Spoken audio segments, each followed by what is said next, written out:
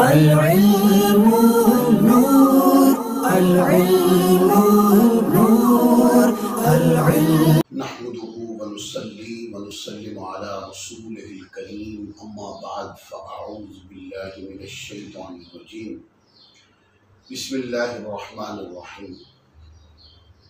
किताबुल अदब इमाम अबू बकर इब्न अबी शैबा का आज छठा दर्स है और आज जिस मौजू पर हम गुफ्तगू करेंगे बाब नंबर 5 है और हदीस नंबर 21 है।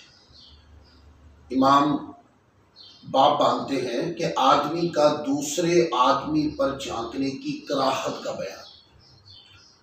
तो आप देखते हैं कि हमारे इस्लाम में जब हम कुरान और हदीस पढ़ते हैं तो इसके अंदर एक ख़ास तरबियत है।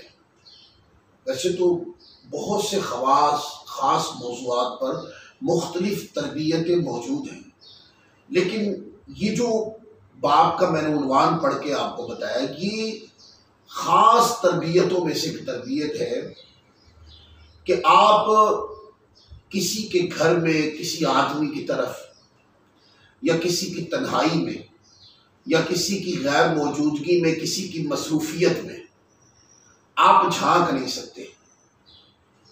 और फिर उसकी जगह एक कॉन्सेप्ट दिया कि अगर आपको ऐसे वक्त में कि जब आपके इल्म में नहीं है कि घर वाले हैं भी कि नहीं, अगर हैं तो किस तरह की मसरूफियत में है, हो सकता है कि घरेलू मसरूफियत ऐसी हो, वालिदैन के साथ बंदा बैठा होता है, अपने बच्चों के साथ पर्सनली बैठा होता है और आपको अगर कोई ज़रूरी काम है तो ऐसी सूरत में दरवाजे पर दस्तक दी जाती है और फिर इजाज़त तलब की जाती है और जब अंदर से इजाज़त मिलती है तो फिर घर में जाया जाता है।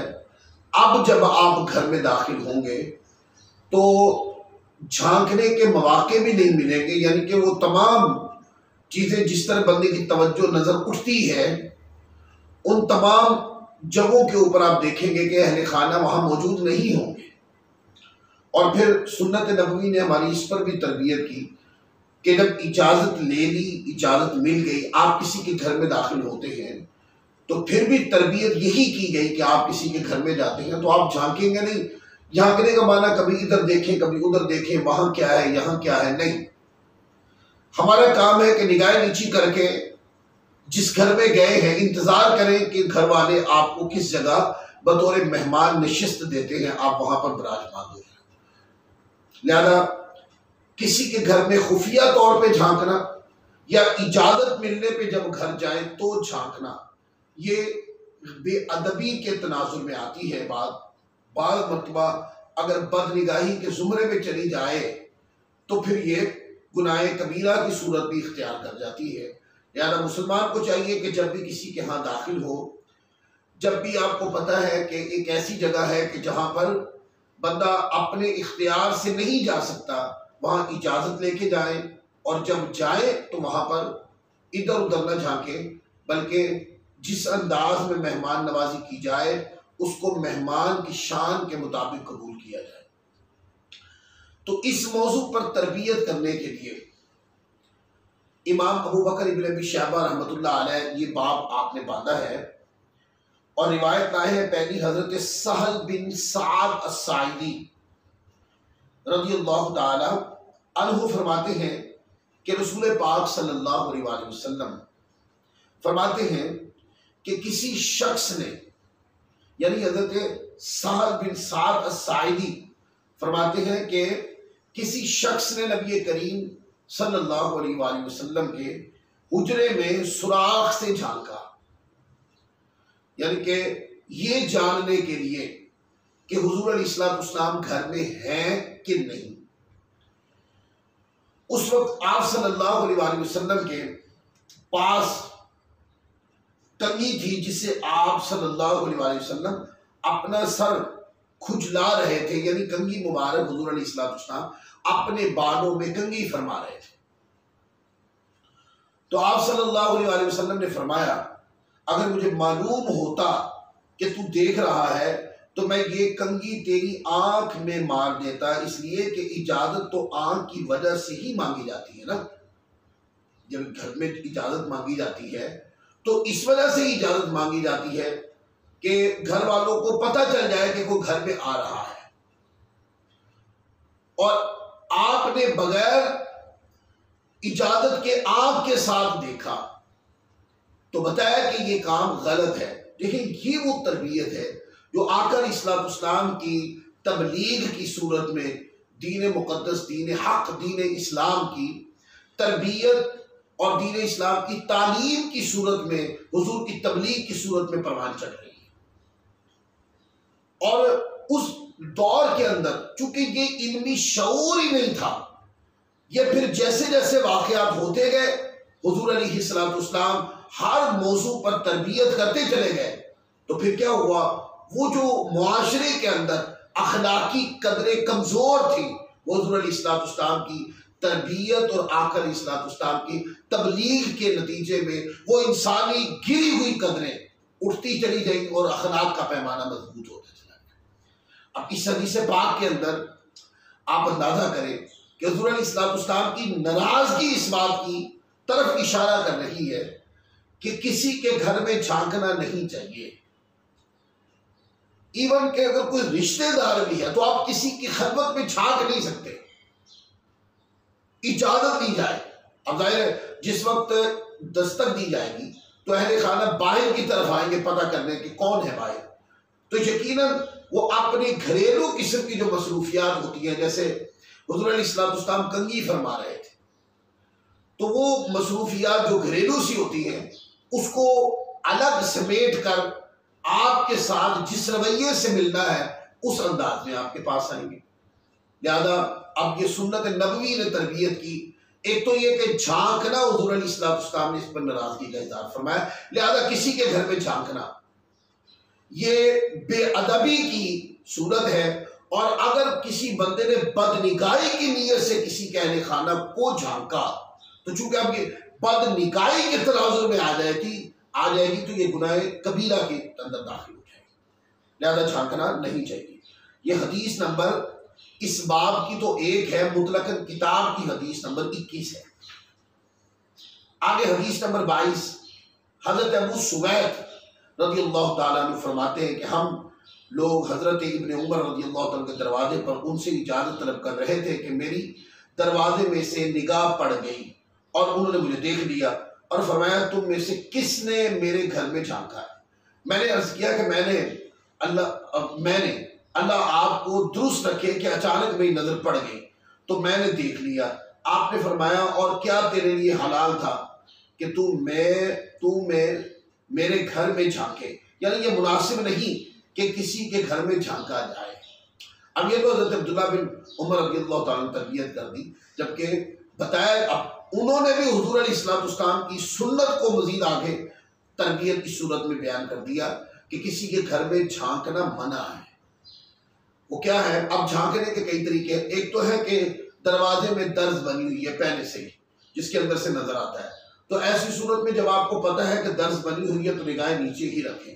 और अगर बगैर किसी चीज की तलब के नजर बेसाख्ता उठ गई और एहसास हुआ कि अंदर से कोई आ रहा है या अंदर कोई मौजूद है, तो अपनी नजर को पलटा दे, फौरन नजर को गाड़े मत। अगर तो नजर बेसाख्ता उठी, पता न था और उठकर फौरन झुक गई, तो ये गुनाह के जुमरे में नहीं आएगी बात, ये तो फितरतन ऐसा हो जाता है। लेकिन कसदन ऐसा करना और निगाह उठने के बाद पता एहसास होता है कि घर में कोई है, उसको तांग लगा के चेक करना कि कौन है, ये सारी बातें ये बेअदबी के जुमरे में आ जाती हैं और हुजूर अलैहिस्सलाम की सुन्नत के खिलाफ में आ जाती है। लिहाजा किसी के घर में झांकना बिल्कुल नहीं चाहिए, बल्कि जब भी किसी के घर जाए तो आपको एहसास हुआ है कि दरवाजा इस तरह का है कि जिसकी दर्जों से हो सकता है कि कोई नजर आए, तो दरवाजा खटखटा कर दरवाजे से थोड़ा हटकर खड़े हो जाए। इसका फायदा ये होगा कि दरवाजे की तरफ तवज्जो नहीं जाएगी। लिहाजा जब दोबारा दरवाजे से हटके खड़े होंगे ना दरवाजे की तरफ तवज्जो जाएगी, ना दर्द से कसद हो या गैर कसद निगाह भी नहीं उठेगी। लिहाजा बंदा उस गलती से, उस बेअदबी से, उस खिलाफ सुन्नत काम से बच जाए। और फिर ऐसा है कि जब अहले खाना आवाज दे अंदर से कि कौन, तो उसके जवाब में अपना नाम ले, इस तरह नाम अपना ले कि अंदर वाले को आपकी शनाख्त हो जाए। बाद मरतबा ऐसा होता है कि अंदर से पूछा जाता कौन, तो इधर से मैं का जवाब दिया जाता है। अब मैं से मुराद तो कोई भी हो सकता है, लिहाजा मैं ना कहा जाए, बल्कि जब कहा जाए कि कौन, तो इसके इस जुमले पर अपना तारुफ करवाएं कि मैं फला हूं, मुझे फला से मिलना है, ताकि उसके बाद जो मुनासिब जवाब है वो आप तक पहुंचे। तीसरी हदीस है, हजरत हुसैन बयान करते हैं रज़ियल्लाहु ताला अन्हु, फरमाते हैं कि हजरत साद रज़ियल्लाहु ताला अन्हु ने अपना सर दाखिल करके नबी करीम सल्लल्लाहु अलैहि वसल्लम से इजाजत मांगी। इस पर नबी करीम सल्लल्लाहु अलैहि वसल्लम ने इरशाद फरमाया, बेशक इजाजत तलब करना तो नजर की वजह से ही मुकर्रर किया गया है, अब उनके इल्म में नहीं होगा ना ये मसला।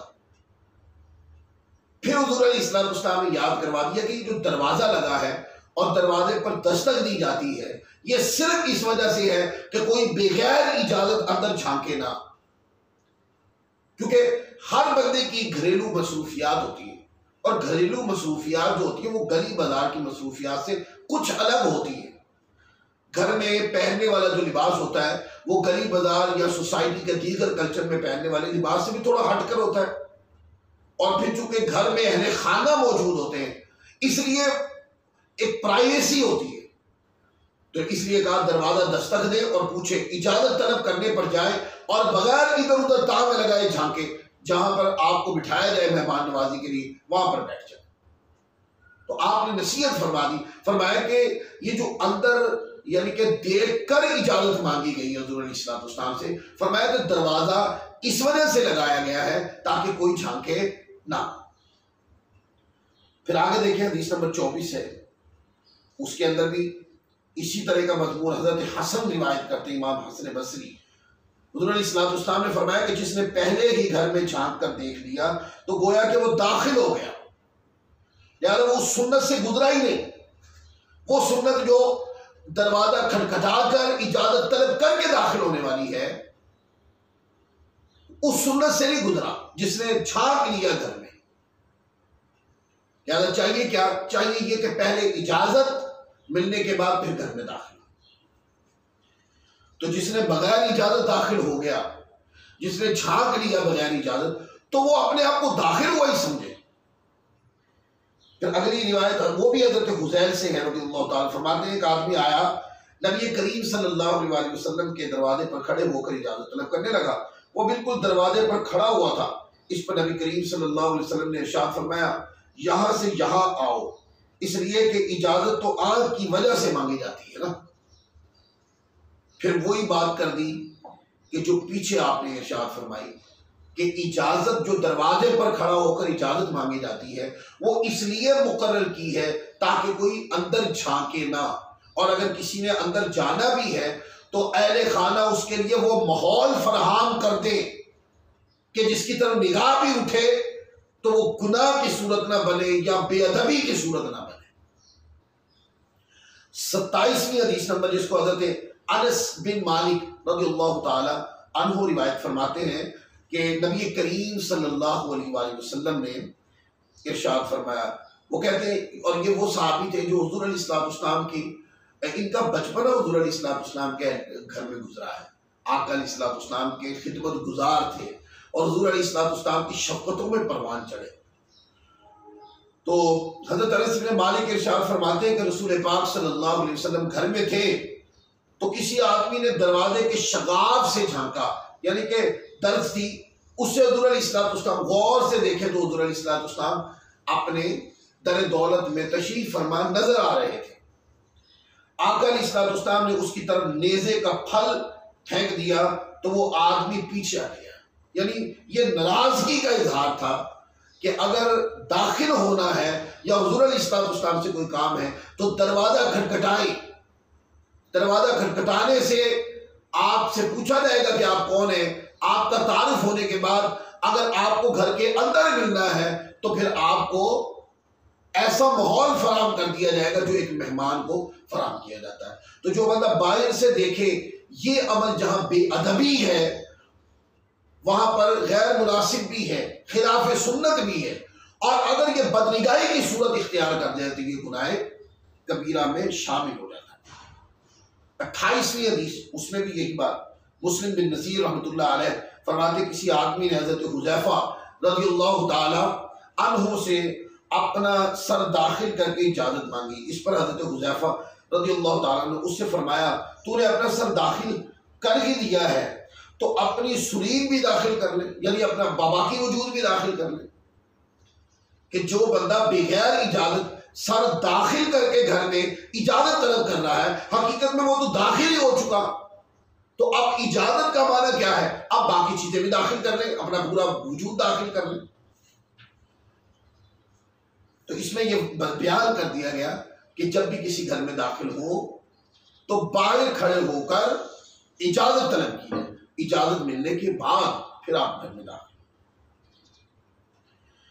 अब घर में दाखिल होने के आदाब हैं, वो कई किताबों में ये जिक्र कर दिए गए। ये जामे तिर्मिज़ी की एक हदीस है जो मैं आपके सामने पढ़ रहा हूँ। अनस इब्न मालिक रज़ियल्लाहु ताला अन्हु की हदीस है। अब मैं ये बात बयान कर दी कि झांकना बुरा है, कसदन देखना बुरा है। अगर आपकी अचानक नजर उठ जाए तो फौरन झुका लेनी चाहिए। दरवाजा खटखटाए, थोड़ा साइड पे हट जाए ताकि दर्दों से भी अंदर निगाह ना पड़ती हो। और घर के अंदर सर गुजार कर इजाजत तलब करना ये भी गैर मुनासिब है। जब ये सारी बातें हो गई तो अब ज़हन में एक सवाल पैदा होता है कि घर में दाखिल कैसे हो। तो इस पर हदीस है, आका अलैहिस्सलाम ने, हज़रत अनस इब्न मालिक कहते हैं मुझसे हुज़ूर ने फरमाया, ऐ बेटे जब तुम घर में दाखिल हो तो घर वालों को सलाम करो, क्योंकि तुम्हारा सलाम तुम्हारे और तुम्हारे घर वालों के लिए बाइस बरकत है। अब ये उनकी बात हो रही जो घर वाले हैं, जो घर के अंदर रहते हैं। अनस इब्न मालिक चूंकि हुजूर के खुद्दाम में से थे इसलिए, और बच्चे थे, फरमाया कि जब भी दाखिल हो तो घर वालों पर क्या किया करें? घर वालों पर सलाम किया करें, क्योंकि तुम्हारे सलाम करने से घर वालों पर रहमत और बरकत नाज़िल होती है। फिर मौला कायनात अली अल मुर्तज़ा रज़ियल्लाहु ताला अन्हु फरमाते हैं कि मैंने रसूलुल्लाह सल्लल्लाहु अलैहि वसल्लम की खिदमत की बाबरकत में एक मरतबा रात के वक्त और एक मरतबा दिन के वक्त हाजिर होता था। जब मैं रात के वक्त आप सल्लल्लाहु अलैहि वसल्लम के पास हाजिरी देता जबकि आप नमाज पढ़ रहे होते तो मेरे लिए खंगार होती, यानी मैं खंगारता। अब ये भी एक बड़ा तरीका है कि हुज़ूर अलैहिस्सलाम अकेले नमाज पढ़ रहे हैं या अपने हुजरे मुबारक में हुज़ूर अलैहिस्सलाम की नमाज में जब आका हजरत मौला कायनात अली मुर्तज़ा तशरीफ ले आए तो वो अपनी खंगार से इस तरीके से, ये खंगार होती, इस तरह करके अपने होने का एहसास दे दिया। ठीक है, और अगर आप कलाम करेंगे तो नमाज में खलल वाक़ होगा। तो इससे ये भी होता है कि बाद मरतबा अहले खाना ने अंदर आने की इजाज़त दे दी और मालूम है कि ऐसी जगहों से गुजर के जाना है कि या ऐसे मुकाम से गुजरना है या बाद मौके लापरवाही के भी आ जाते हैं, तो बुजुर्गों के अंदर एक आदत होती है कि वो क्या करते हैं, वो घर में जब गुजरने लगते हैं, घर के अंदर दाखिल होने लगते हैं तो खंगारते इससे अहले खाना को पता चल जाता है कि घर में कोई दाखिल हो रहा है। तो ये तरीका भी अच्छा तरीका है, अकाबिरीन इस तरीके पे अमल करते रहे। किसी तरीके से अहले खाना को एहसास दे देना कि आपके कोई करीबी ताल्लुकदार घर में आए हैं या घर के कोई बड़े फर्द जो बाहर गए हुए थे अब वो दोबारा घर वापस आ रहे हैं, लिहाजा अपनी इस आवाज के साथ अपने आने का एहसास दिल में डाल दिया ताकि जो चीज जिस मुकाम से हिली हुई है या जिस चीज को घर में जिस अंदाज में जिस हैसियत से होना चाहिए था, अगर वो उस हैसियत के खिलाफ है तो वो दुरुस्त हो जाए। फिर आगे एक और हदीस है, हजरत सैयदना अब्दुल्लाह बिन बुसर रिवायत करते हैं, फरमाते हैं अल्लाह अज़्ज़ा वजल के प्यारे महबूब सल्लल्लाहु अलैहि वसल्लम जब किसी दरवाजे पे तशरीफ ले जाते तो दरवाजे के सामने खड़े नहीं होते थे। अब ये सुन्नत से साबित होकर सुनन अबी दाऊद किताबुल अदब के अंदर हदीस है और हदीस नंबर 5186। कि हुज़ूर अलैहिस्सलाम जब किसी दरवाजे पर जाते तो दरवाजा खटखटाते, पर दरवाजे के सामने खड़े ना होते। अब वो क्यों नहीं खड़े होते थे वो बात मैंने पीछे बयान कर दी, ताकि वो दरवाजे में दरजे भी होती हैं बाज़ मरतबा, तो हट के खड़े होते हुज़ूर अलैहिस्सलाम, बल्कि दाएं या बाएं तरफ दरवाजे से हटकर खड़े होते थे और फरमाते थे अस्सलामु अलैकुम, आवाज देते अस्सलामु अलैकुम। तो ये हुज़ूर अलैहिस्सलाम का तरीका था। लिहाजा इस तरीके पर अमल करना चाहिए। आज की पूरी गुफ्तगू के अंदर जो नुक्ता हमने दलाइल से हमने जो तरीका अदब सीखा है वो ये है कि किसी के घर में झांकना नहीं चाहिए, और चाहे ये घर की छत के ऊपर से हो, ये बात मरतबा ऐसा होता है घर के साथ घर होता है तो बंदा घर के साथ घर होने की वजह से अपनी छत पे चढ़ा तो दूसरों के घर में भी निगाह पड़ेगी, ये भी झांकना, ये भी बुरा है। और अगर आप दरवाजे पर आए हैं, दरवाजा खुला हुआ है, तो आप दरवाजा खटखटाने से पहले दरवाजे के अंदर, जिसको झांकी मार कर देखना कहते हैं, इस तरह देख रहे हैं, ये भी गलत है। दरवाजे के अंदर दर्जे बनी हुई है, आपने दरवाजा खटखटाया और दर्ज के अंदर से देखने लगे, या दरवाजे के आगे पर्दा है, आपने पर्दा उठा के सर आगे करके कहा कि घर में फलां है, ये सारे तरीके बेअदबी पर मुश्तमिल है। और तरीका क्या है जो सुन्नत नबवी ने अता फरमाया? वो तरीका ये है कि जब भी आप किसी को मिलने के लिए जाएं तो क्या करें, दरवाजा खटखटाएं और दरवाजे से हट कर खड़े हो जाएं, और बुलंद आवाज के साथ जब आपको पता चले कि कोई आने वाला आ रहा है तो बुलंद आवाज से अस्सलामु अलैकुम कहकर अपने होने का एहसास दें। अंदर से पूछा जाए कौन, तो अपना नाम अपने तारुफ के साथ पेश करें ताकि वो आपको जान जाए। और अगर आप उस घर में मेहमान तशरीफ लाए हैं तो वो आपकी मेहमान नवाजी के तकाज़ों को पूरा कर सके। तो आज का दर्स मैं इसी मुकाम पर ख़त्म करूँगा। ये किताबुल अदब का बाब नंबर 5 था और ये हमारा सिलसिला भी 5वां है। इंशाअल्लाह अगले सिलसिले के साथ फिर हाजिर होंगे। अल्लाह ताला हम सबको अमल की तौफीक अता फरमाए। वमा अलैना इल्लल बलागुल मुबीन।